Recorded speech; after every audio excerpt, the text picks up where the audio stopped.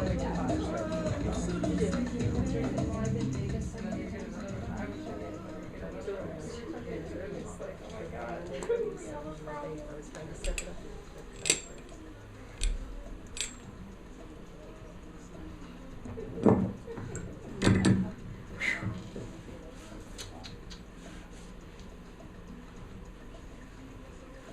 we look like we got an especially juicy looking bunch here tonight. Yeah. Is that right? Yes. Oh, okay. I think I was misperceiving. I need to get a little help on that. Thank you for your right perceptions. I got the correct perception. So, welcome to A Way of Mastery, the Way of Mastery. If you're here for the first time, especially welcome for coming tonight. And just the only guidelines to my class is that you don't have to believe it. You don't have to accept it. You don't have to welcome it. Some of it you might find hard to believe. Some of the things I say may be startling. You're not being asked to analyze it to death. What we're being asked to do is, if you hear something that may be powerful and useful to you that you can use, then use it. And then anything else that doesn't feel right for you and you don't feel like you can accept that or buy that right now, then just forget it. You can't get much simpler than that, you know. So, and also don't, you know, it's like pretty much don't expect me to talk normal. Okay, I don't do normal good, you know. One of the reasons why I got into New Thought was that I didn't want to think normally. I didn't want to look at it like the world looks at it. So this class is sort of like a vacation for the mind. It's like a vacation for getting away from the regular stuff that we hear every day. And then if you use it, you'll see that it works and you'll see that it's true. And I would invite you not to look at it as if you were in a class that's like you went to when you were going to school. Because if you do that, you're going to tune into that same type of attitude. And you forget that you were the one that came. You're the one that chose to come. And so all of a sudden, well, why am I here? Well, you drove yourself, you know, so it might have something to do with it. So I want you to take a breath right now. And we're gonna take a minute or two to get centered.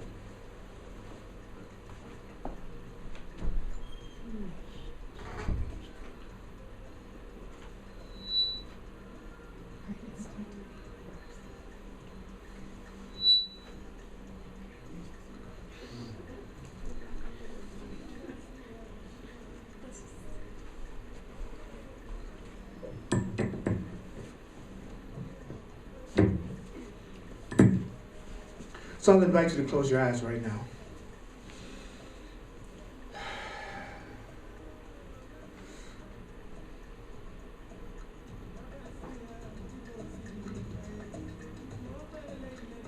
Are you willing now to use time constructively?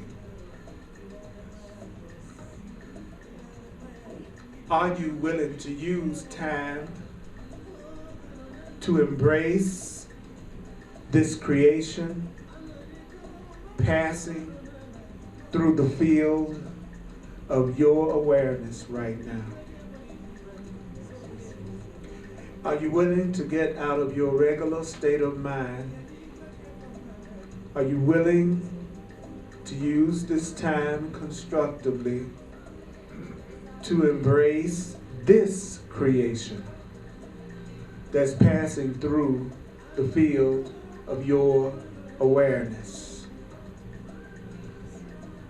Are you willing to bless this creation right now with the perfect love of your real divine self?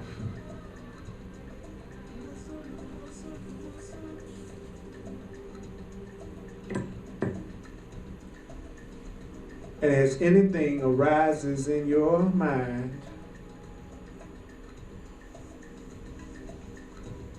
it's truly not necessary to analyze it.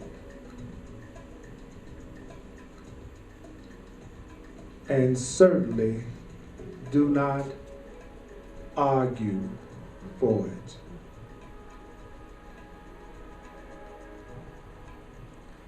If there's something that's been troubling you, something that you've been using to give yourself a lack of peace,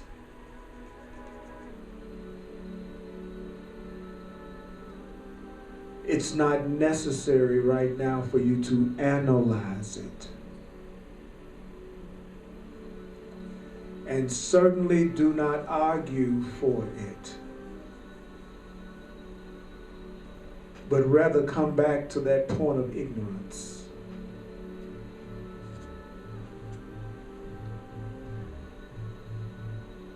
And tell yourself, I do not know what this thought,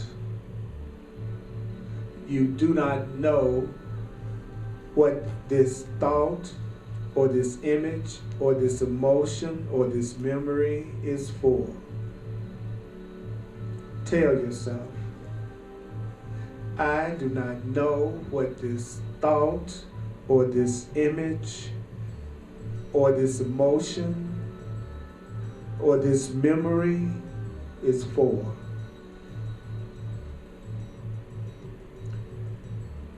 But I do know one thing. I have made a commitment to awaken. I have made a commitment to awaken. But I know one thing, but I know one thing, but I know one thing, but I know one thing. I have made a commitment to awaken as love.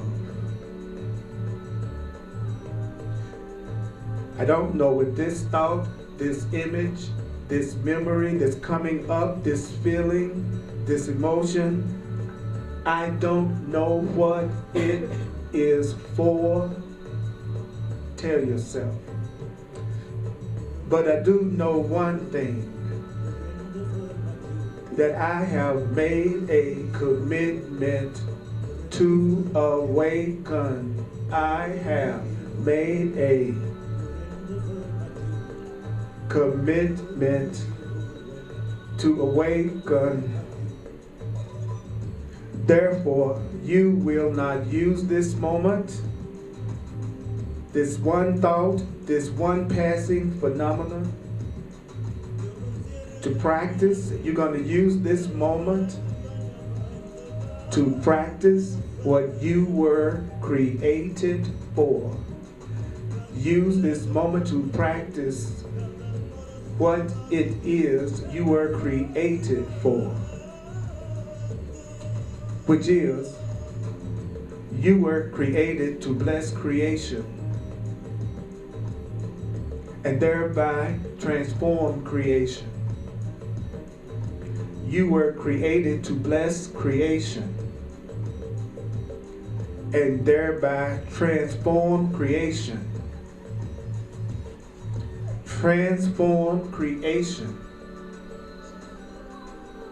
into that which extends the good, the holy, and the beautiful.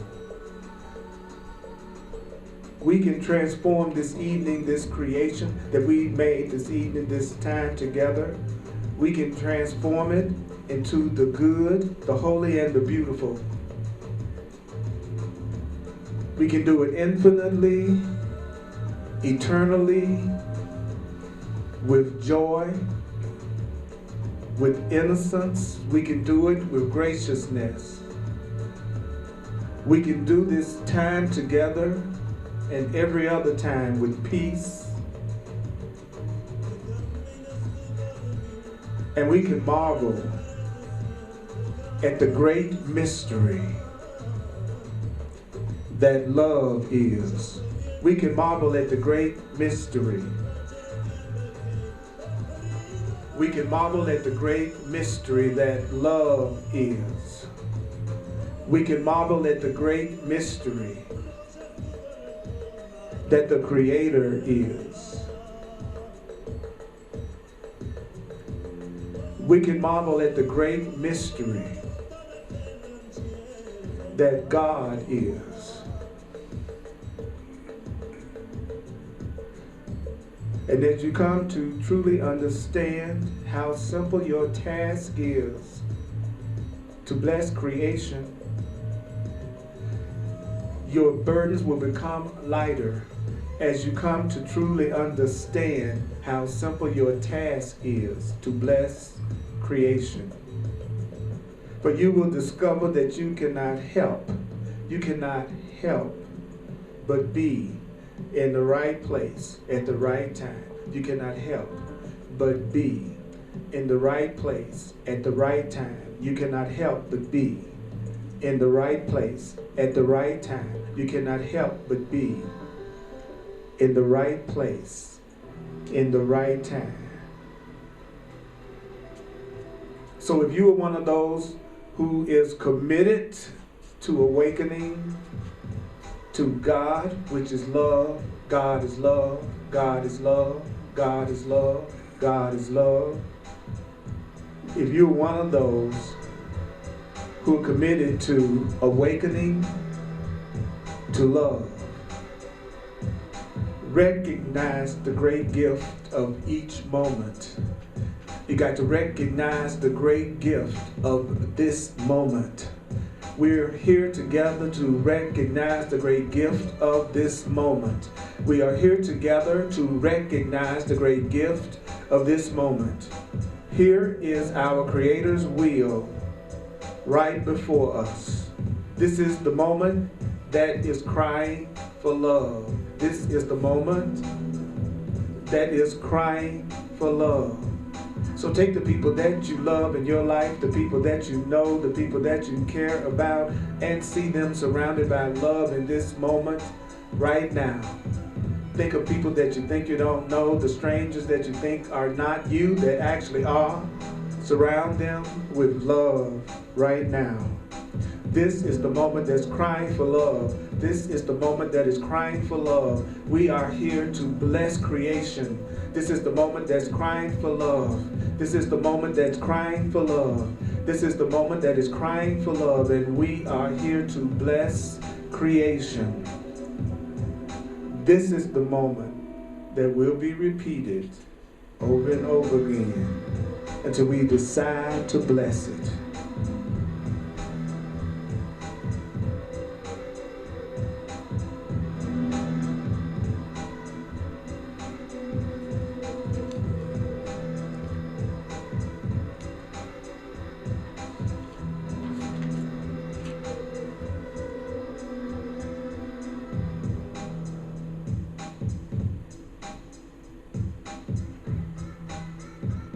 So begin right now by forgiving yourself your past. Forgive yourself your past. Say to yourself,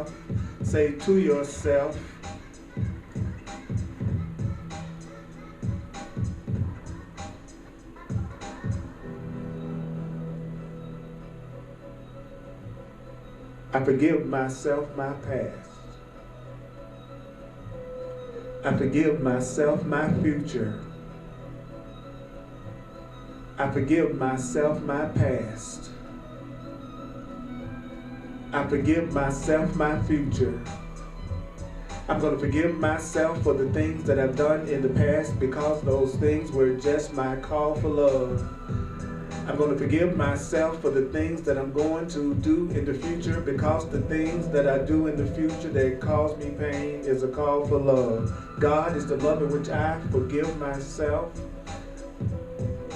God is the love in which you forgive yourself.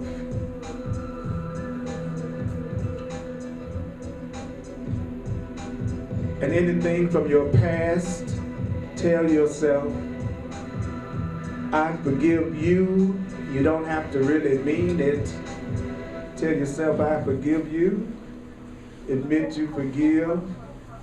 You are perfectly neutral. You choose to remember.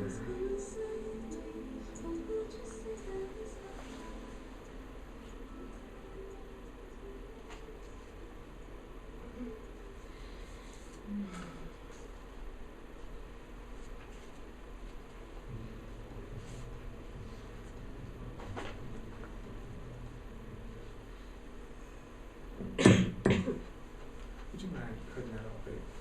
much noise. Thank you. So that's going to put it on us to heat things up. Okay, we're going to have as good a time tonight as we choose to have. I'm not holding myself responsible for giving you a good time.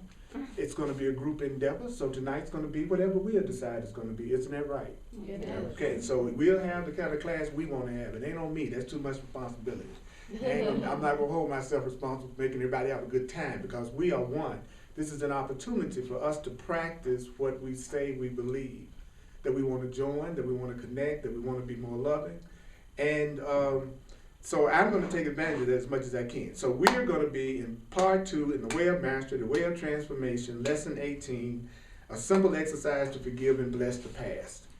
I'm going to share some of the way of mastery, and then I'm going to throw it open for discussion and questions to clarify whatever I talked about, and then we're going to go further, and then we're going to discuss it, and then we're going to go further. So that way we'll get a chance to hear a lot of new material, and we'll also get a chance to get some clarity or to share whatever we want to share.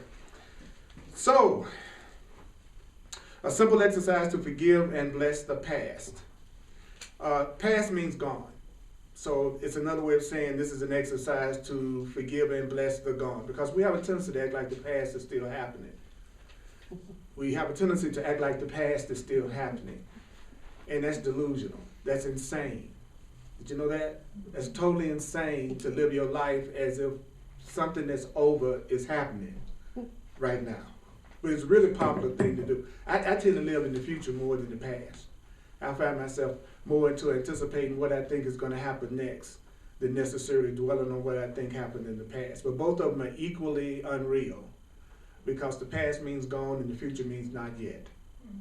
The future means not yet. So when I'm focused on the future, I'm focused on the not yet. And if I'm focused on the past, I'm focused on the gone. So when you're focusing on the past and you're focusing on the future, your mind is actually blank, because you're not thinking about anything that's really happening. So most people are walking around with blank minds. And so they think the Zen state is a state of having a blank mind. So most of us are in a Zen state all day long and we don't even realize it.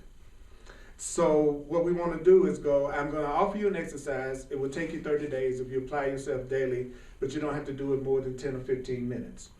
Just sit and come to your chair, your place of devotion, and your place of meditation and prayer, and begin with the exercise of abiding as Christ for 5 minutes. And for what it means by Christ in here is abiding as the real loving self that you are.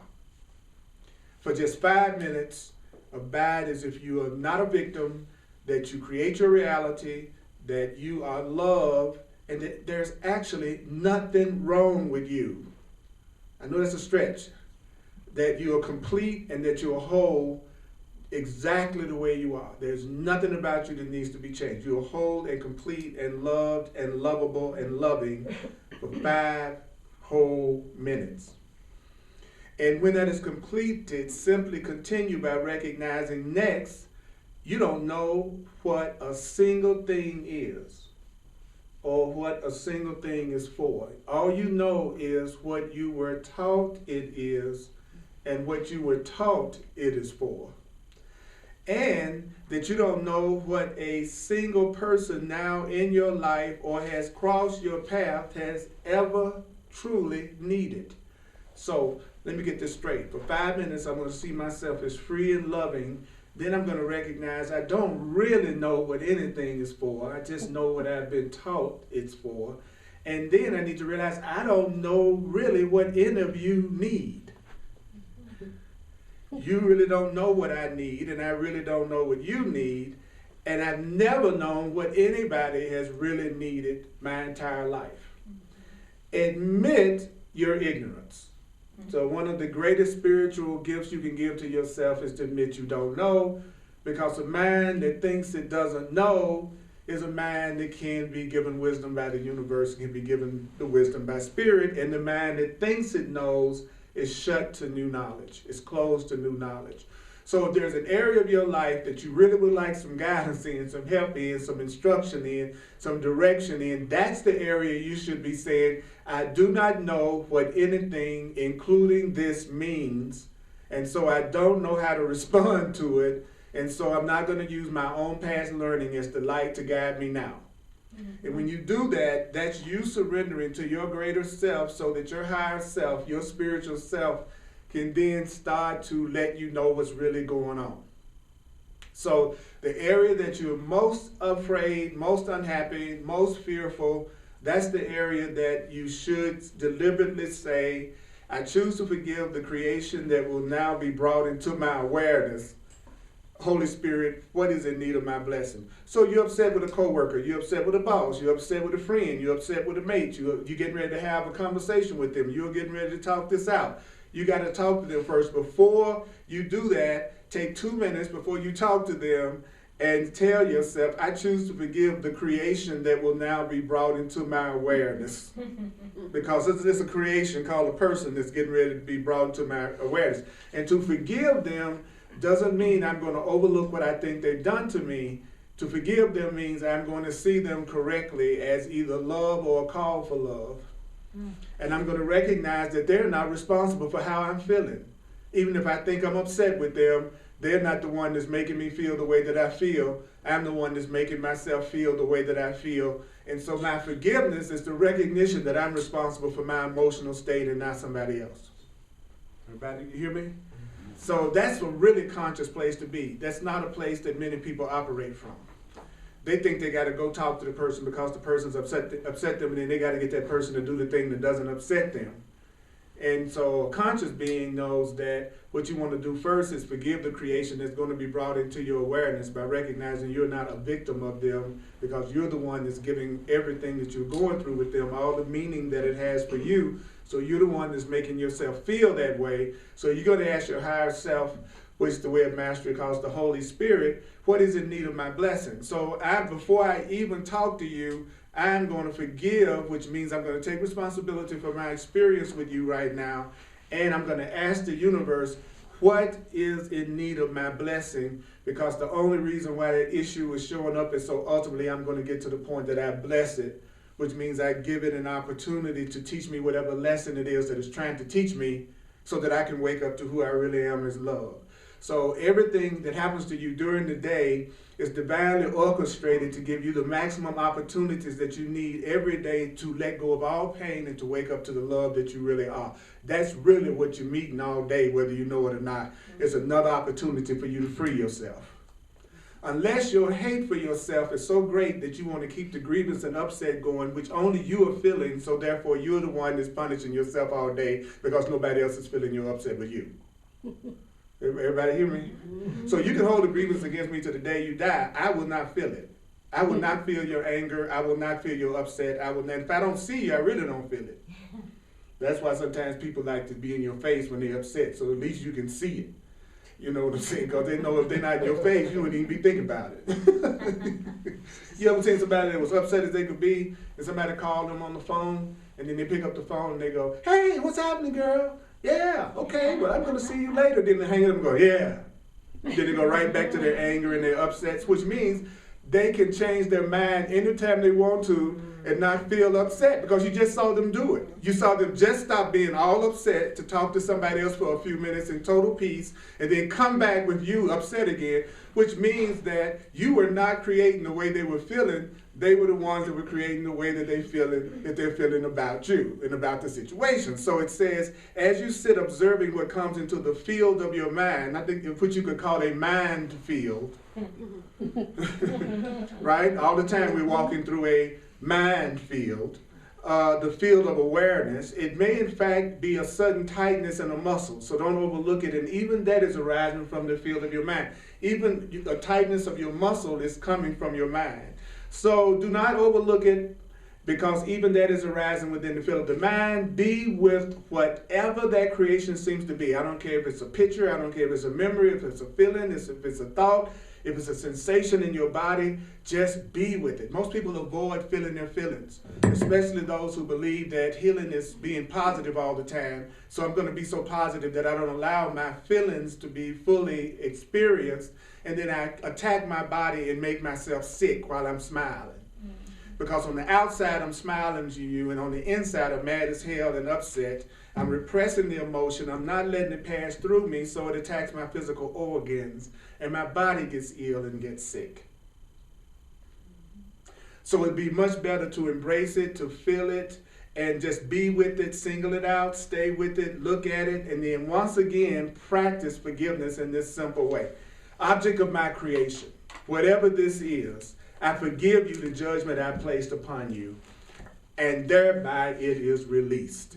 And now do I embrace you. Embrace you, what does that mean? It means that I'm going to allow it to be in my field of awareness. That's to embrace you. Like right now, I'm embracing you without touching you, because I'm allowing you to be you in this moment with me without trying to change it. So, literally feel yourself forgiving, releasing, embracing. Forgiving, releasing, and embracing. Forgiving, releasing, embracing.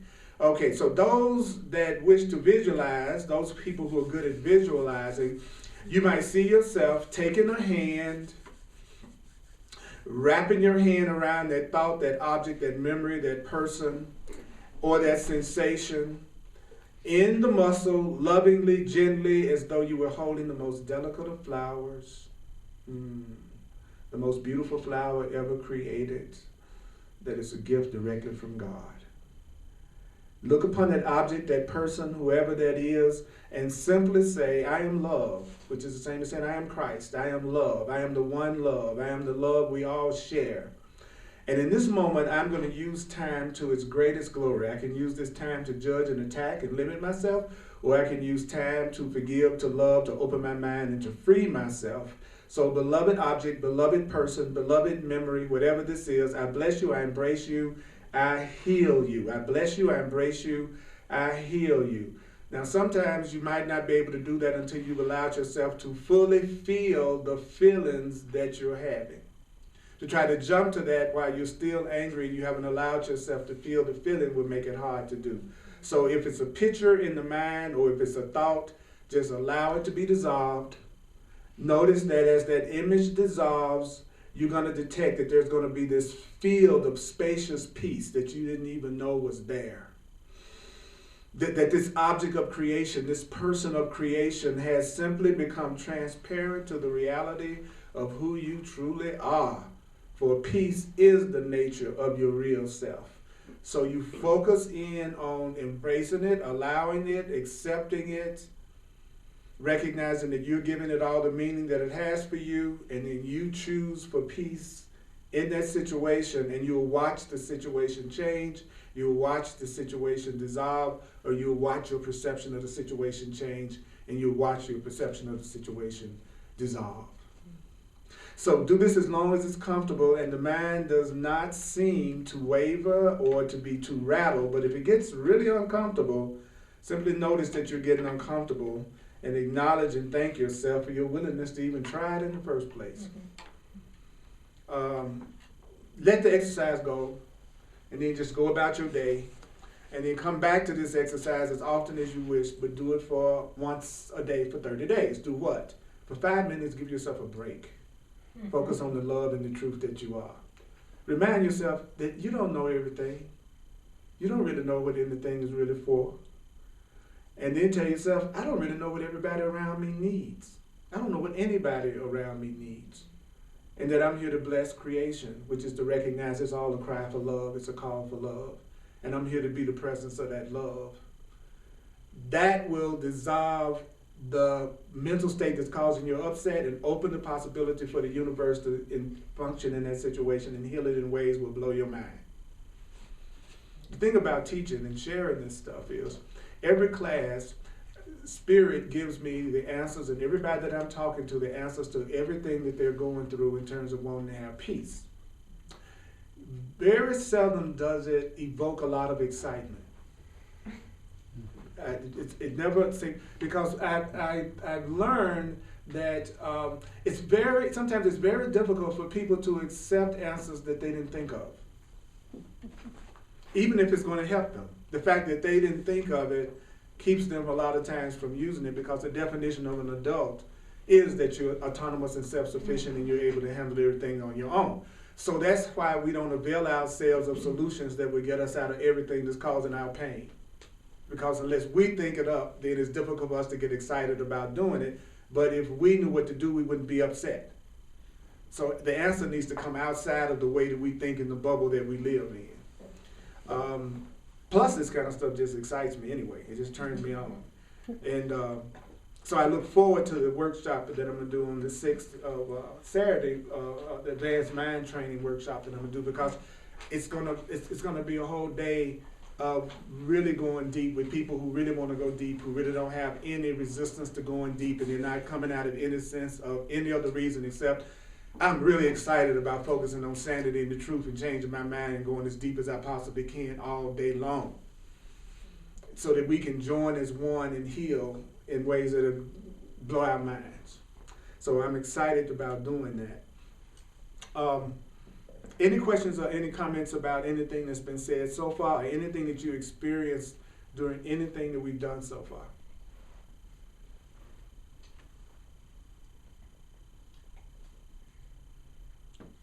Okay, we can stare at each other for 5 minutes. Okay. Okay. Today I was just, being a person who likes to muck around the past too much, I was, I know. I'm learning. So I was wandering around thinking about that, and thinking about the wisdom you've given me, thank you very much. And but then I started noticing photographs, and I thought, wow, I wonder how much those suckers are anchors to me, to bring me back to that kind of a state. You know, photographs of myself as a kid, my dog, or, you know, in situations, and I just wondered, you know, about all that stuff. Then I started looking at all the stuff I have and started thinking, how much of this stuff, every time I look at it, anchors me into another time, into the past. All of it. Remember that the Course in Miracles and the Way of Mastery teaches us that everything that we look at in the physical world, everything in the physical world is neutral. So the pictures that you look at from the past are actually neutral. They only have the meaning that you give to them. So you can either use the pictures in the past to remind you of loving thoughts and therefore inspire you in this moment, or you can use the pictures in the past to make yourself feel less than love and no peace. But the actual pictures themselves that's neutral. And then the truth is, first we decide how we want to feel, and then we use everything to justify the feeling. It's not the other way around. It's not you have a bunch of feelings and then you end up feeling a certain way. Actually, it's the other way around. You decide to feel bad, and then you see everything in a way that makes you feel bad. Or you decide to feel really loving, and then everything around you use it as an opportunity to make you feel good. So the past is totally neutral, and it's gone, which is really great, because that means whatever that was hurting you in the past, in your perception, is no longer even happening. So therefore, you've actually been freed of the thing that you're making yourself miserable about. You know what I'm saying? It's like I had an injury when I was a young child. I can think about that, but actually time took away the injury. Not only did time take away the injury, time was part of what helped heal it. So time is actually removed, and I can think about it and bring back the pain and get upset about it, but that's only because I'm trying to punish myself right now and don't believe I deserve to be happy right now, and I don't believe I'm worthy right now of joy. So since I don't believe I'm worthy of joy and worthy of happiness right now, I'm going to regurgitate a memory that makes me feel bad, but that's just because I want to punish myself right now. Because I could choose something else to remember, right? So first you decide how you want to feel, then you justify it through everything that's happening around you. That's the way it works. So only loving thoughts are true. The Course in Miracles and the Way of Mastery both talk about, if you're going to focus on the past, focus on the loving thoughts. If you're going to focus on the past, focus on the fun. Because I don't care how horrible you think your past was, it's a lie if you say that you never experienced any joy at any time at all in your past. So that's a lie. Most people do that. Oh, my whole childhood was just crap. You know, every moment of your childhood was not horrible. You're just choosing not to remember any of it but the part that justifies whatever you're doing right now. That's why you're remembering it, to justify the way that you're feeling right now. That's the truth. Anybody else? Yeah. I would like to piggyback off of what you said, and I think what I keep thinking about is we are only seeing our past.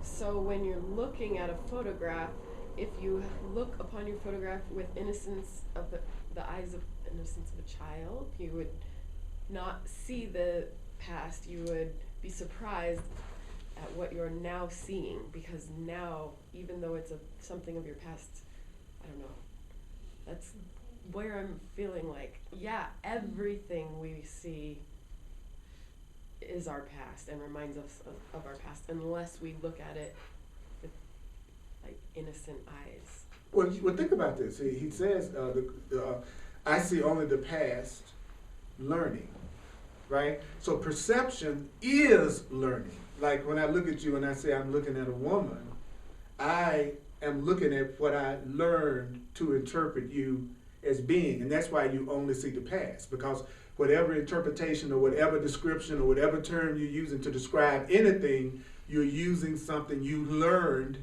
in your past and through your past experience. So all perception is in the past.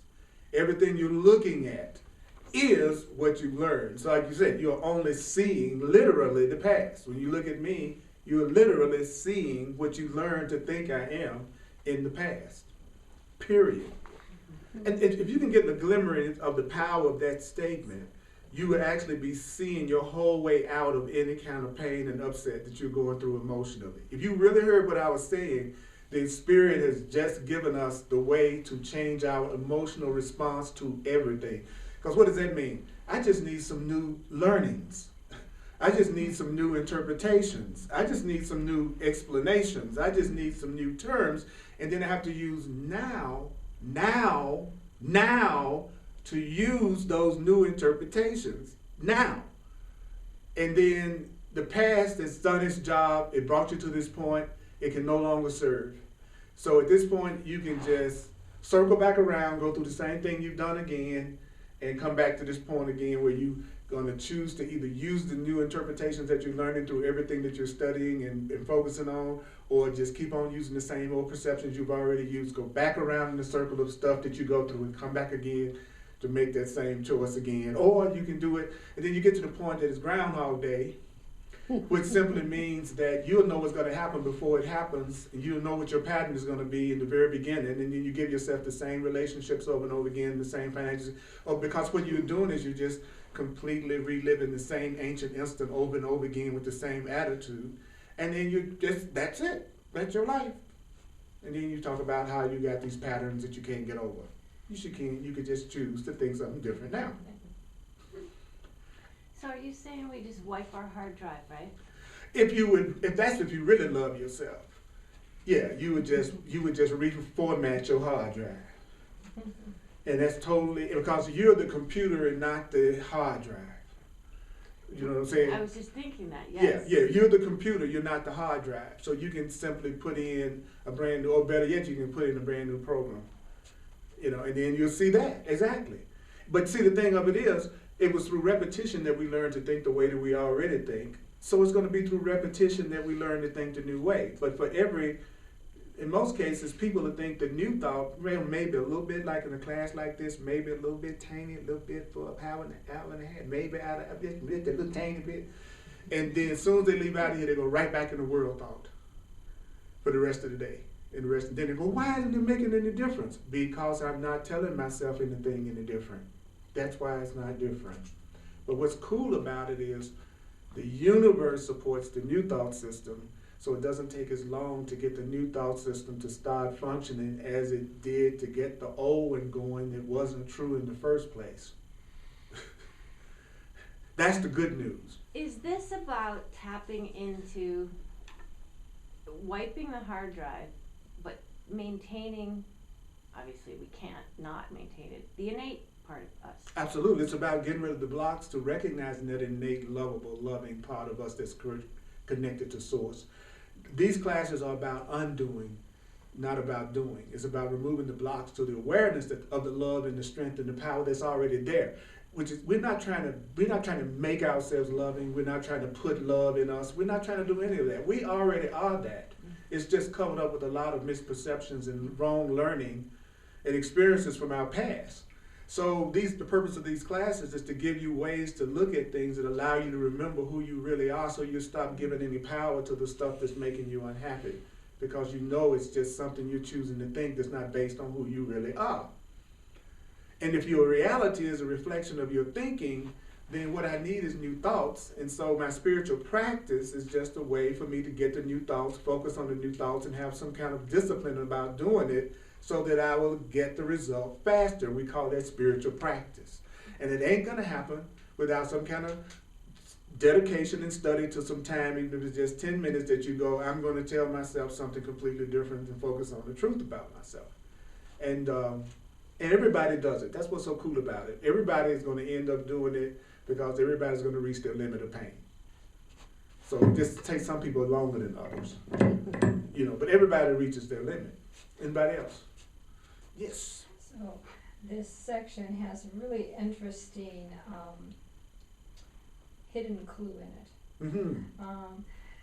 Then if it is a picture in the mind or a thought, simply allow it to be dissolved. Notice that as the image dissolves, you will detect that there is a filled or spacious piece that you may not have noticed was there. The object of creation has simply become transparent to the reality of who you truly are, for peace is the nature of Christ. As something has to become transparent, that means that at some point I made it solid. Mm-hmm. And so, but a thought can't be solid. But we talk about blocks and we talk about barriers, and it's when I bring that picture, whether it's the picture I have in my album or the picture I have in my head, in every one of those cases, we're actually making that a solid entity. We're making it solid, and it's becoming a barrier. And so it's in allowing it to become immersed in peace that it becomes transparent. But the reality is, it is transparent. We're not aware of that transparency because we've made it so solid. That's right. We've made it so solid. And I just wanted to pull out that piece of that hidden there, is that the reality is, that's the barrier, is that we've actually created something that's not solid to be solid. And then that solid can manifest physically. Oh, in so many different In ways. the form of a Absolutely. picture, even. But Or I a mean room how- in the church that we're sitting around in a circle talking to each other. Mhm. All of this started as a thought. All of this is a thought. There's not anything that we see in here that's not an idea. So ideas do become physical. We're living in our ideas. And if you have peace, your perception isn't distorted, so you can see clearly what's going on. That's why you want to try to stay in a peaceful state of mind, because in a peaceful state of mind you have clarity. So when you try to handle things when you're most upset, you're trying to handle things when your perception is most distorted. One of the biggest breakthroughs is when you ever get to the point that you'll go, I'm upset, my perception is distorted, I'm not going to do anything about this until I get some peace first. Then I'll talk to the person, deal with the situation, handle it, but I'm not going to handle it from a place of anger, fear, guilt, and grievances, because I'm not seeing anything correctly, so I'm probably going to say or do something I'm going to regret later. It's a major breakthrough just for a person to do that. Even if you could just go, I'm going to not do anything until I have some form of peace about this. But people have a tendency to believe they're most correct when they're most upset. Mm-hmm. Especially if they're angry. Anger is just, I'm totally justified. Why? Because I'm mad. Oh, that's why you're justified, because you're mad. Well, that means you're mad because you're not taking any responsibility for the way that you feel. That's why you're really mad, because you're not taking responsibility. And it's not, we can't hear that too much. Even if we get to the point you feel like you'll puke if you hear that one more time. It's like we got to hear it until it actually, you can tell when you've actually accepted it as true, because you will find yourself not being affected by everybody around you and everything that they do. They won't be able to get you off your center. But once you have accepted that it's true, that's how you can tell you're not practicing the truth if you're not feeling no peace. You can't be practicing the truth and still be upset. It don't work that way. At the point that I'm really seeing it differently, I feel differently. Up until then, I'm thinking about doing it, but I haven't done it yet. And sometimes you do practice this stuff before you actually get it just right. So I'm going to text anybody else before I go a little bit further. Thank you for sharing. I appreciate that,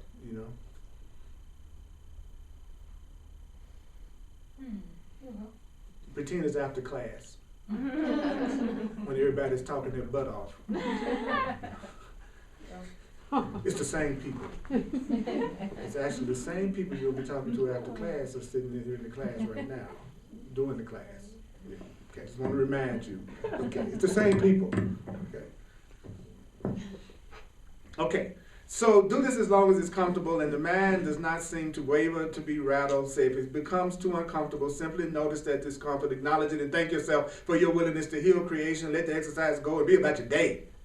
Come back to this exercise as often as you wish, but do it at least once a day for the next 30 days. Many of you will begin to see a certain pattern emerging if you do it. That is, many of the objects that come up for healing may seem to be almost chronologically linked to your experience in this life. Others of you may notice that you are tapping into a multitude of other lifetimes. And some of you will experience and realize that over this 30 days, nothing seemed to show up with which you could link a personal causation. There'll be things that happen in your life that you don't see how you caused it, right? But rather it seems to be presented to you by something or somebody else, and it is coming from some unknown dimension of the universe. So it's going to look like somebody else is bringing your stuff to you and you have nothing to do with it, right? So never judge what you see, what you feel, or the thought that arises. There are many dimensions of creation, many forms of life, many ways in which experience is created. And that's what turns me on, is to know that there are so many different dimensions, so many different ways to experience things. And some people live their whole life on channel 3 and don't realize that there are 10,000 channels that they could be tuning into and getting turned on by. I want to try as many different channels as I can, but it's hard to experience a lot of different channels if you believe in guilt and sin. Because you should be too busy judging everything you do and limiting yourself that you'll never allow yourself to really explore anything about your experience except what you think is the accepted norm that people who feel guilty have told you that you should follow. So it kind of severely limits your enjoyment of life when you believe you're inherently bad, sinful, or guilty. You're going to have a whole lot of limiting rules that you make up for yourself, right? So it says, do not judge what you see, what you think, and what you feel. Now, if I wasn't judging what I see, what I think, and what I feel, I would be more honest about what I see, what I think, and what I feel. Because I wouldn't be judging it being something wrong with me telling you exactly what I think and what I see and what I feel. So a person who is not judging what they think and what they see and what they feel, and they feel innocent about it, they're going to be honest enough to let you know exactly what's happening for them, so you will have a much better experience with them because they won't have a lot of private thoughts, so you know exactly where you stand and what's going on, and you'll get along with them so much better. Guilty people hide, and they don't want to let you know what's really going on because they couldn't take it if you were that honest with them.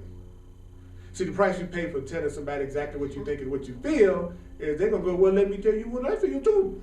And they're going to start telling you all the stuff about you or what they feel about you and what's going on within them. And that's the challenge, is that many people, they don't want to hear what somebody else really thinks about them because they allow it to affect them too much. It's different in me. There's a difference between me telling you, tell me what you think about me and what you feel, and I'm giving you an opportunity to express that. But I'm doing it from the perspective that I'm still the one who's in control of how I react to what you're saying to me. So therefore, you can tell me honestly what you feel because I'm in control of whether or not I give that a meaning that makes me upset or not. So then you find out you're surrounded by people that y'all are clear and you don't have a lot of secrets and you don't have a lot of private thoughts and you have this incredible joining that will blow your mind. That's what people call their best friend. What makes them their best friend? What makes my buddy my buddy? What makes my buddy my buddy is I could tell my buddy anything without feeling guilty about it. I could tell my buddy my fantasies, my thoughts, my fears, my sins, whatever it was I thought it was. And my buddy could take it and my buddy would be cool with me. And usually if they're my buddy, they're probably doing the same thing, so I feel even more innocent about it. That's why they're my buddy, because they're doing the same thing I'm doing in most cases. You know what I'm saying? There can be no true peace among the different. The true peace comes from recognizing where we're the same. You know, like if I had hate in my heart about something and I told this group, I'm feeling a lot of hate right now. I'm making this up, it's not true. I feel a lot of hate toward my mother. And then you turn around and you say, well, you know, I got a real issue with my mother too. I was afraid to even say it, the kind of hate I got. We would immediately both feel more innocent about the hate that we feel. But if the person comes, oh, I couldn't imagine how you could possibly feel hate toward your mother. I don't have hate toward anyone. I love everyone. It's like, oh, give me a friggin' break. Okay? You know what I'm saying? It's like it's like in the room, if we all admitted in this room that we all have some fear, but we also have some love. And we have areas that we take responsibility and areas that we feel like we're a victim. You know, if we focused on the fact that we were the same, then we would join and we would feel a love and an energy between us tonight that would be much more meaningful than any of the words that we hear. I'd much rather join with you all in the heart than having an intellectual discussion in and of itself. Me personally. I like to feel our connection more than I'm interested in us intellectually agreeing or disagreeing with each other. The purpose of words is to facilitate concentration, just to help you focus. That's what words do. But the words represent some experience that we want to have. You know, when I want to come to this class, I want to have the experience of being supported in awakening and love and who I really am. So I'm here for an experience. I'm not really here for the words. So I have to watch waiting for everybody else to give me the experience. See, because then I can come up here and sit down and want you all to give me the experience that I want. And then walk away saying you weren't a very friendly group of people because you didn't give me the experience of closeness that I wanted. Now notice I didn't extend to any of you. I didn't say hello. I didn't say how are you. I didn't say God, it's great to see you.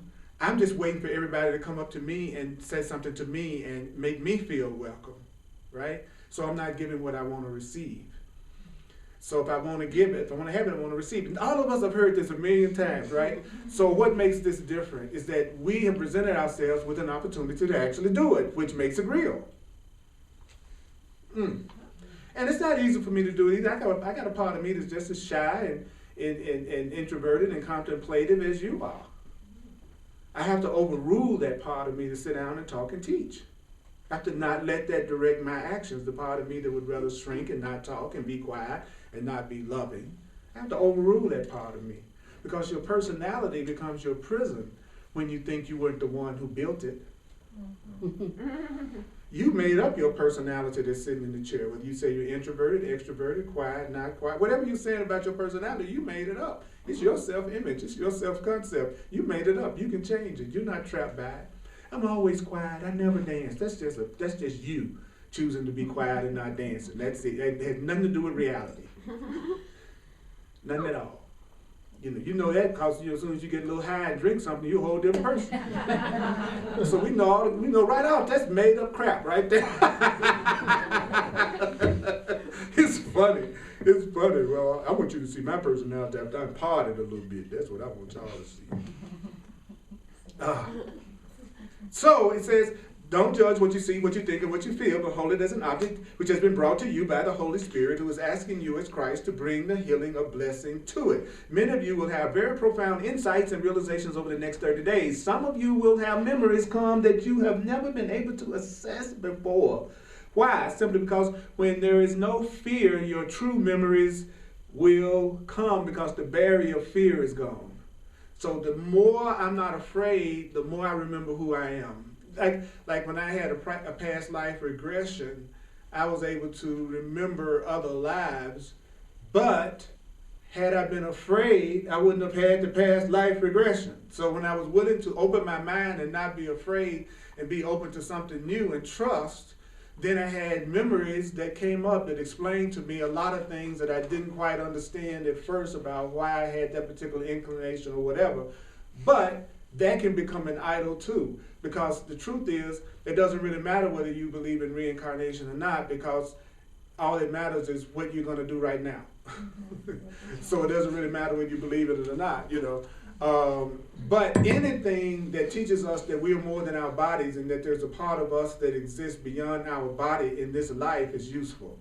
So the one useful thing about just the idea of reincarnation is that it at least introduces us to the idea that we have spirits that are eternal, that live past this physical body that we think we have. That's really cool.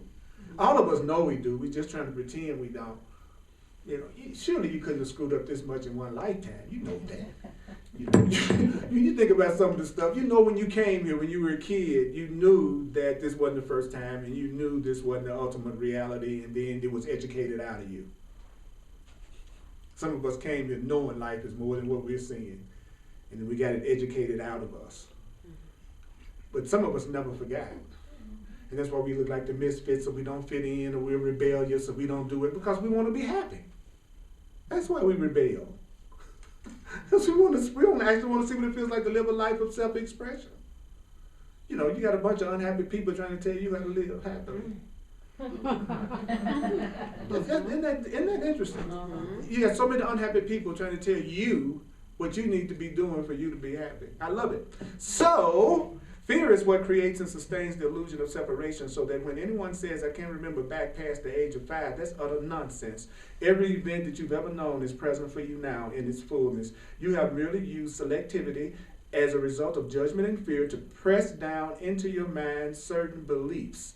So that's why when you start to work on your spiritual awareness, you might start to remember things you repressed and you've forgotten. And if you haven't learned how to love yourself and be open to help and being open to another way of looking at it, you'll freak out when you start remembering some things that you've been repressing since you were a child. As you approach it in the way that we've offered to you, it says you will discover that the fear of creation seems to become more and more absent. Therefore, the barrier between you and creation becomes more transparent. And some of you will even have very clear experiences of transcending all sense of personal consciousness. That means you suddenly realize that the vastness of your being is greater than the entire cosmos. You're talking about a weight problem. Okay. You have a vastness that's greater than the entire cosmos. Just be with that for a second. So you must not be your body. You must not be your body. Because your body certainly doesn't have the vastness of the entire cosmos. Actually, your body should be seen as like a friendly cave or nest. Or not friendly. You know what I'm saying? Like, birds go in and out the nest, but they're not trapped in the nest. Your body is your nest. But we think we are our body, so our consciousness stays in the body, and we lose the awareness that we are bigger than the body, and our consciousness can be anywhere. There's so much more to us than what we've been taught. Don't sell yourself short by believing what people who don't know are teaching you. And how you know they don't know? They're fearful and suspicious and judgmental. Anybody that's fearful, suspicious, and judgmental doesn't know the truth. If you know the truth, you're loving and you're joining and you're open and you're letting people be and you support them in who they are and you assuming responsibility for your experience. So anybody that's doing the opposite to that, you know they don't know the truth. Don't even just fool yourself about them. They don't know. They're innocent, but they don't know the truth. So pay attention to who is it that's scared of everything and everybody. That's the person who doesn't know the truth, who has the biggest call for love. Wow. It's not complicated, is it? Damn, that means we have to just either do it or not do it. We can't pretend we don't have any options anymore, get complex truth. Then it says some of you will experience improved relationships with a coworker or with an old friend or a sudden phone call or a letter from someone you haven't been in touch with. Why? Because somewhere in the process something bubbled up and was given to you for healing and literally sent the message to that one that you are with them and that they can heal and they can release their own patterns. Remember that all minds are joined. Everybody in this room knows what everybody else in this room is thinking, but they're pretending that they don't know it. We must use telepathy. It's got to be the way that we communicate, because if we use words, then everybody's giving the meanings to the words that they're hearing. So everybody's giving different meanings to everything they're hearing. So it's not words that we are using to communicate with each other with, because all of us are giving our own meanings to all the words we're hearing. If I say I love you, you're going to respond to that according to what you think love is. I'm saying it based on what I think love is. You're hearing it based on what you think love is, and she's hearing it. So we're never hearing the same thing. There's many different meanings as it is people sitting in the room. So it's not words that we're communicating with. It's another level we're actually communicating with. And we didn't even need words until we thought we were separate from each other. Words are what you use after you forget your spiritual identity.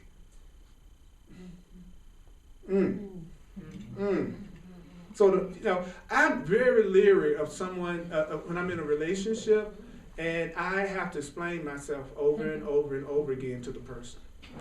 You know what I'm saying? If we're spending most of our time with me trying to explain to you where I'm coming from and what I'm thinking and what you're feeling, and you're spending most of your time trying to get me to understand what you're talking about and what you're thinking and what you're feeling, then that's a big red flag for me. I'm not saying it's not okay to try to work through that, but when you're with the right connection, y'all just get each other. You know when you've been around those people that y'all just get each other. You don't really have to use a lot of words. Anything. I was in a relationship one time that we were so connected with each other that I could think something and she would answer me as if I had just said it out loud, and it would freak me out. That's just how in tune. So you know, every relationship had to go down the tubes quick. Okay, so. Oh no, you not. You're not gonna know what I'm thinking before I even say it, but not unless you really love me unconditionally. So, you know, and you all have had those experiences where you think about somebody and they call you on the phone. And you just be thinking about somebody and you walk right up on them in the restaurant or something. That's no accident. Our minds are joined. Or you can have a really close relationship with somebody and spend a lot of time with them, break up, be in the same city and never see each other. Yes. Don't even run across each other. You would think you were in two different countries because your consciousness is so separate at that particular time. So remember, all minds are joined so that as you are engaged in healing, you are providing a spark of light that holds the potential to uplift every mind in your dimension and in all dimensions. So when you say you're healing me, then what you're saying is you are providing a spark of truth and love that uplifts my mind.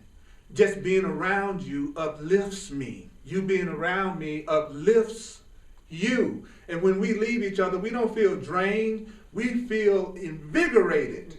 Those people that you walk away and you barely want to crawl out the door, that is not a spiritual connection. Or you feel ridiculously depressed after you spend time with them, even though you were feeling so good until you got together. That's a call for love. That's what's happening right there. Y'all got a call for love going on. So it's easier to be with the people that you have a call for love with if you make sure that you're with the people that you just have love with. But you have to watch. You have to watch not investing in the people that you have loving relationships with because you think that's handled. And then spending most of your time focusing on the people that you're having challenges with. So you're spending all your time with the person you think you don't get along with, trying to get along with them. And then all the people you have an incredibly beautiful relationship with, you don't call them, don't hang out with them, don't spend time with them, and don't seek them out. So what you focus on is what you're going to have more of. You better believe that. So if you focus all your attention on what's wrong with you and what's wrong with the people and what's wrong with your life, you're going to have more and more stuff that you perceive as being wrong in your life. Because that's where your energy is invested. So what do you want to do? You want to put your energy in where the love is located, and then you're so full of love, it just overflows on the people that seem to be the challenge. They can't even touch you because you're so centered and you feel so loved. And since most of us are special relationships addicts, and we're looking for this one person that's going to be the person that's going to do it all, who doesn't exist. But it's a word to go, you know, it gives us something to look forward to.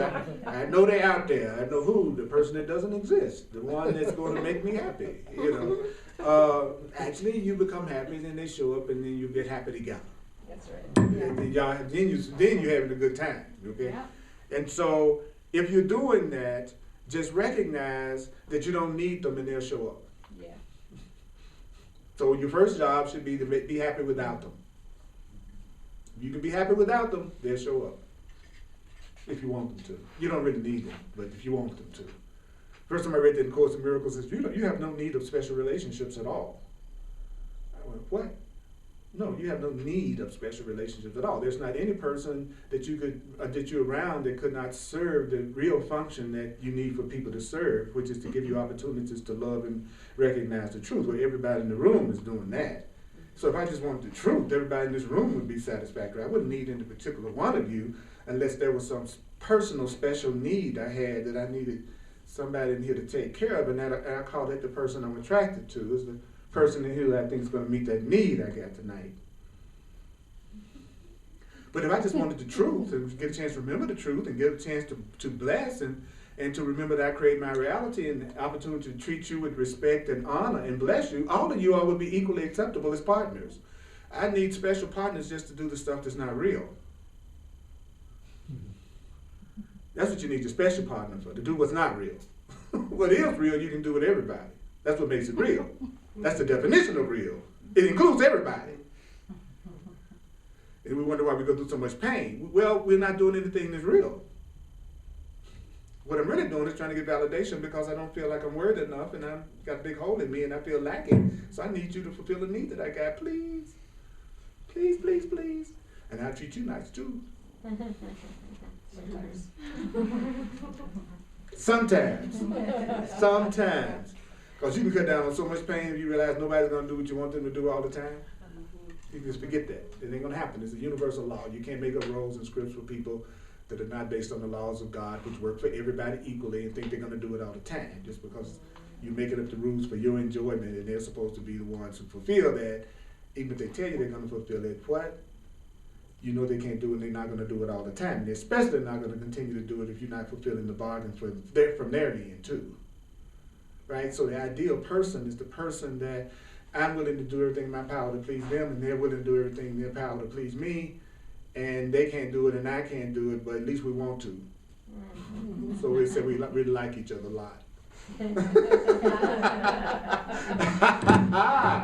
Ooh, it's cool when you want somebody to want to be special and they want to be special to you, but it's hell when they want to be special to you but you don't want to be special to them.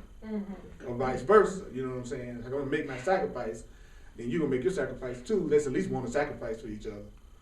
But none of that's love, but you know, at least it's better than the other stuff I did. Right? It's not love, but at least it's better than the other stuff I did.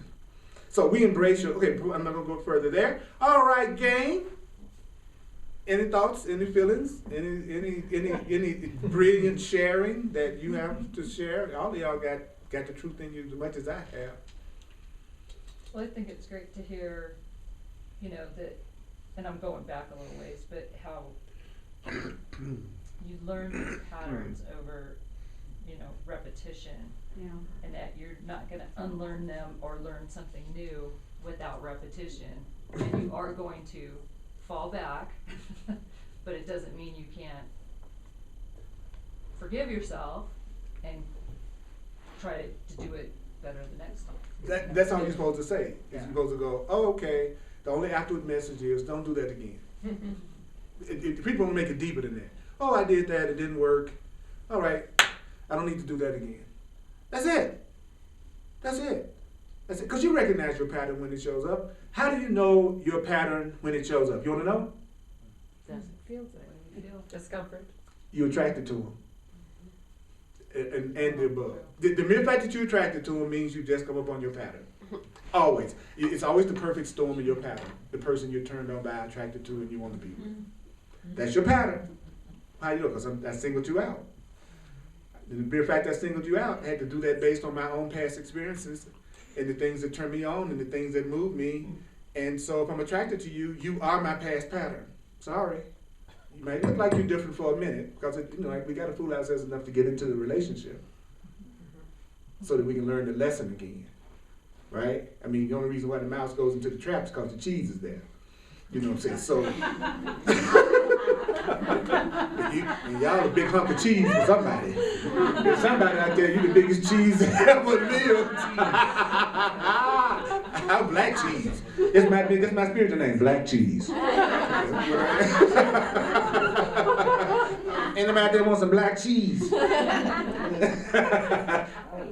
Black cheese and crackers, huh?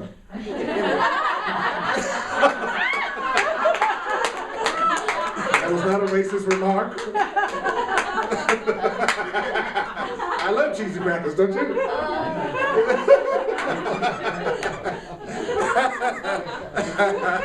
That's my favorite snack.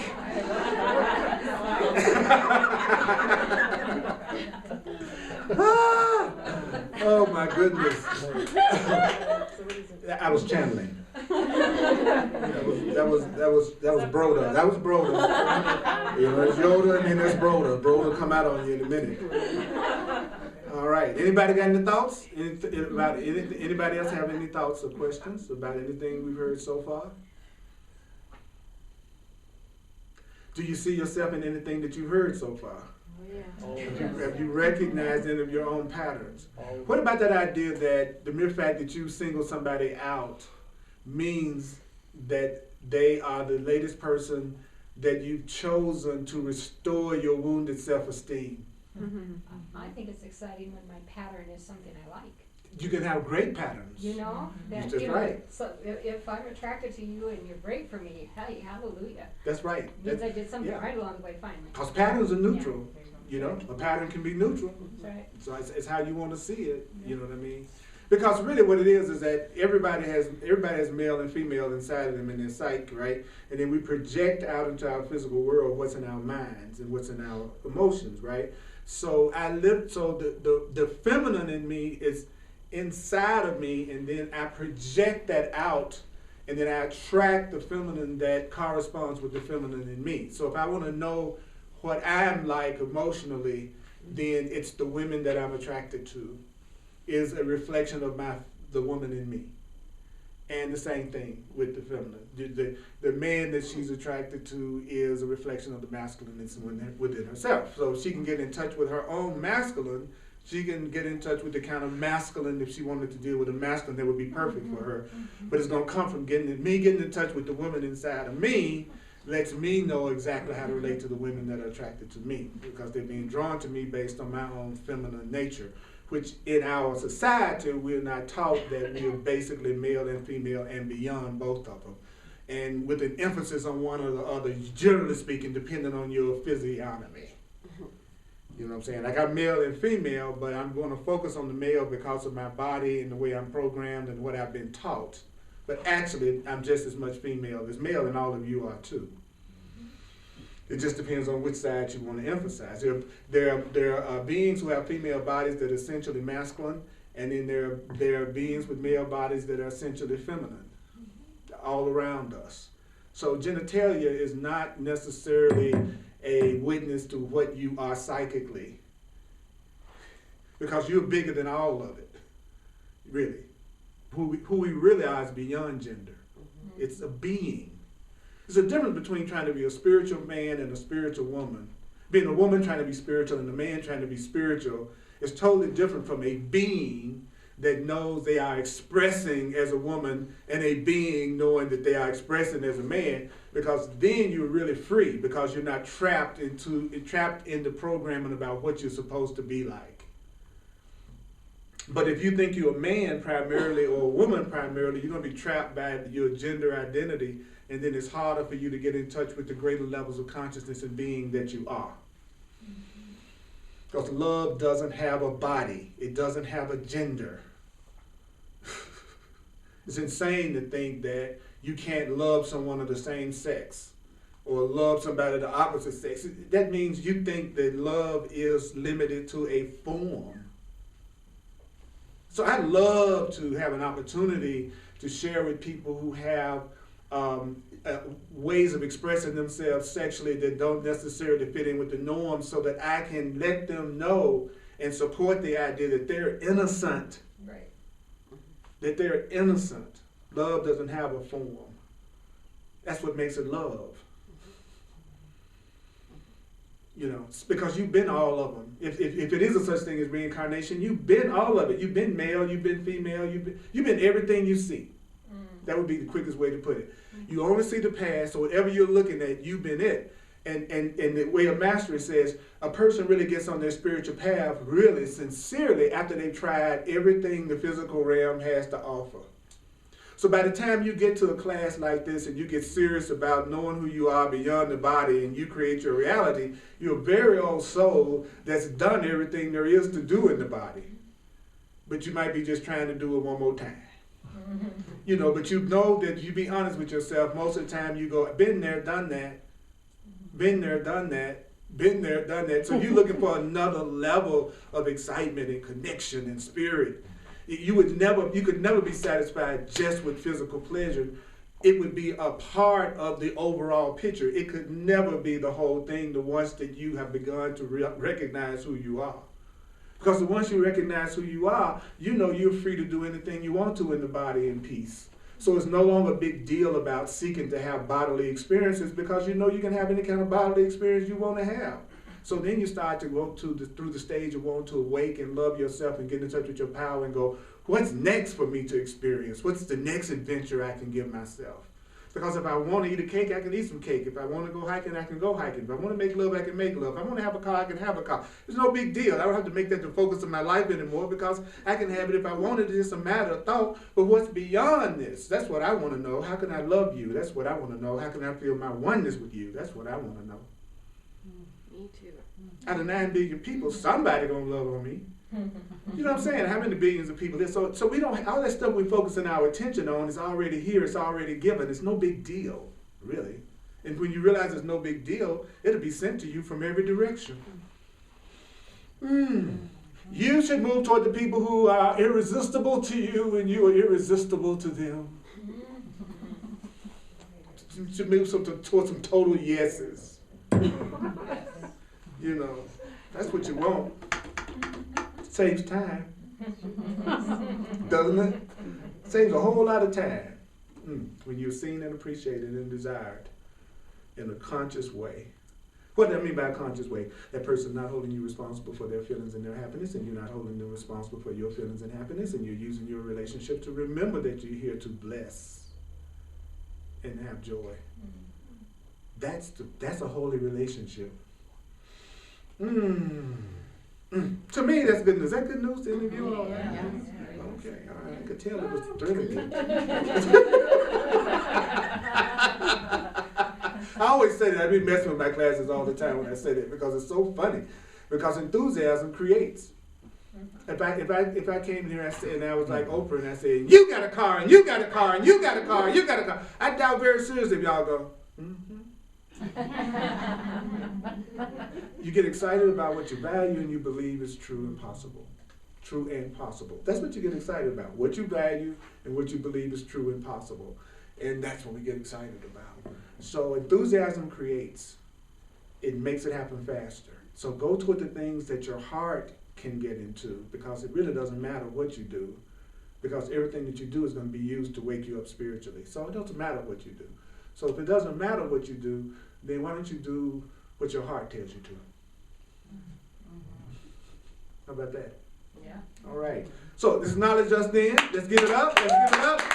Y'all did good. That was, I don't know, for some people that might have been 3 hours, but for me that seemed like that was a pretty short period of time. So we're going to do the financial expression of appreciation. I'm a full-time teacher, and I appreciate you sharing, and you're totally innocent if you don't. Okay? Can't be no. And those of you online, if you'd like to share because you see value in what I do and you like to support me in doing it, just go to my website, earlpurdy.com. I sure appreciate it. And you can do it there. And those of you who would like a one-on-one session with me, go to my website. It explains it. And I bring all of the things that we're studying to your personal situation. And if you're open to it, I also use my 40 years of experience with astrology and numerology and bring it into the session also. You were not dropped on the planet without a divine plan. It can be revealed to you quite easily. It just calls for an open mind. So those of you who might be interested in that, go to my website. And what about your workshop again? The workshop is an advanced mind training workshop. It's going to be on Saturday in February 6th. It's going to be very, very heavy into the Course in Miracles. And I'm at a deeper level than I've ever done it before with people who are also interested in it. So this is a class for people who really, really want to hear outrageous things that's beyond what they have been taught is true, but they've also been working on it themselves. The financial investment is $100. It lasts from 10 to 5. And it's going to be going into an altered state, into an alternate place. And it's here, right? It's going to be here. And it's going to be limited so I can have some personal energy with people. So if you want to do it, then I'm going to leave this up here and sign up for it. And if you can, as soon as you can make your financial investment, the better, because when I get to a certain number of people, then I'm going to cut it off. And so if you want to go deep, if you're ready to go deep, then this would be the workshop to do. So, but I know the right people to be here. That's the way it works. I love that. I love the way the universe does that. The perfect people will be here. Always. Always. Okay, one thing I heard tonight that stood out for me that I'd like to remember is Peace makes my barriers transparent. Peace makes my barriers transparent. Thank you. Anybody else? One thing I heard tonight that I'd like to remember is, Minds are joined. that was mine. Minds are joined. So that means that if there's a person that you're having a hard time talking to, ego to ego, personality to personality, you can talk to them mind to mind, spirit to spirit, bypass their ego altogether by seeing your mind is joined with them, and tell them in the mind what you can't tell them verbally. They'll still get it. But it's a red flag if I have to explain myself to somebody and they're not getting it. Over and over again. Yeah, that's just a regular thing. You're saying what you really feel, and they just don't get it whatsoever. Yeah, tell them to take a look at that. Anybody else? Anything you heard tonight that you would like to say to help you retain it? Minimum of 5 minutes a day for the next 30 days. Okay, but minimum 5 minutes a day for the next 30 days. First, I sit as Christ. I sit as love. In other words, I don't judge myself for 5 minutes. See myself as okay, whole and complete, connected. Then the next thing is what? Remind myself that I do not know what anything is for, right? And then it says the next thing you do is remind yourself that you don't know what anyone needs. That's a really important one. Because we think we know what people need. And the Course calls those, misdirected miracle impulses. It's like you don't know what I need. And so the people you pick out to help are usually the ones that you help the least. Yeah. Because you're the one that's deciding what they need. And that's your ego, because only God knows what they really need. So really the highest thing you could do for anybody would be to give them the Spirit. And then ask Spirit if there's anything for you to do, let you know. But really you want to give your problems to God. You want to give your situation to God. Then if you love me, do the same with me. Don't give your stuff to God and then try to handle my stuff. You handle my stuff. That's not fair. Because if you're giving yours to God, you're giving it the way it's really going to be handled. But if you try to handle mine, that's not fair because you don't have that kind of insight and wisdom. But you'll see people do it. They'll pray to God in a minute and then think they got to tell you and fix you and what's wrong with you. So take the easy way. Give them up. Anybody else? Past is in the past. The past is gone. It's gone. It's Past gone. is gone. It's in the future is not yet. So the future is not yet. The future is not yet. So that means you got a wide open field ahead of you. The future is not yet. So as you notice, I video the classes. I put them on my website, and I also send links out once a week so that people can listen to the classes. And I got over 900 classes online. Got a contact list, and I can let you know about the workshops that I do, but also go to my website. You can sign up for the contact list also if you're listening online. So if you like, let me put you on my contact list so you can listen back to the videos and what we're doing, because what did we say? Repetition, repetition, repetition. Okay, take a breath, you juicy beings. I'm gonna wind this up in this last minute.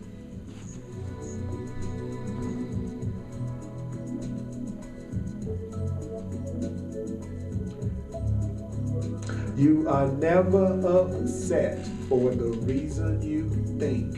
You are never upset for the reason you think.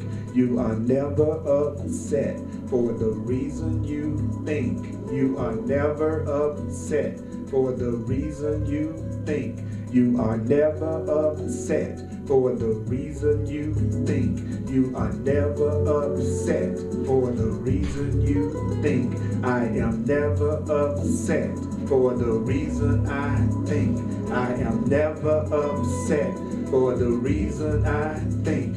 Do you know that that's true because you're only seeing the past? And that's what's really got you upset and not the thing that you are upset about? You're only upset because of what you learned in the past and the way you learned to look at situations in the past. So you are never upset for the reason you think. I am never upset for the reason I think. I am never upset For the reason I think I am never upset. For the reason I think the past is over. It can touch me not. The past is over. It can touch me not. The past is over. It cannot touch you. Your past is over. It cannot touch you. Your past is over. Your past is over. Let it go. Let it go. You cannot not let go what's already gone. You cannot not let go what's already gone. Think about that.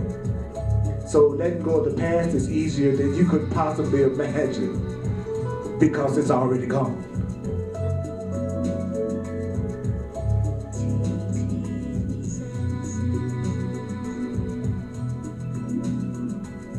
You're here to bless creation. You're here to be a channel for the good, the holy, and the beautiful. That's your job. To love yourself, to bless everyone, and realize you don't know what they need. Give yourself a break. Give them a break. And you're juicy. You're so cute. And you're so lovable. And you're so loving.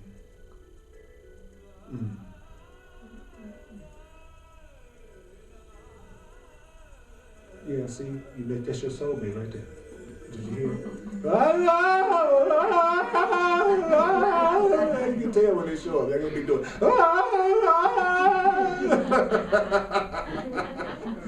Our hugs are available. I love y'all. Thanks for coming out tonight. You have to remember. Come on, we got some enthusiasm for us. Come on, man. Come on. We can do it for you. Woo! Remember, your world's gonna give you what you give you. Amen. Yeah. Give it to you, and then you'll receive it. Frost, Yes. enthusiasm creates. That's right. That's right. And having blue hair. And black cheddar and crackers. That's right. That's going to be the name of this class. Black cheese and crackers.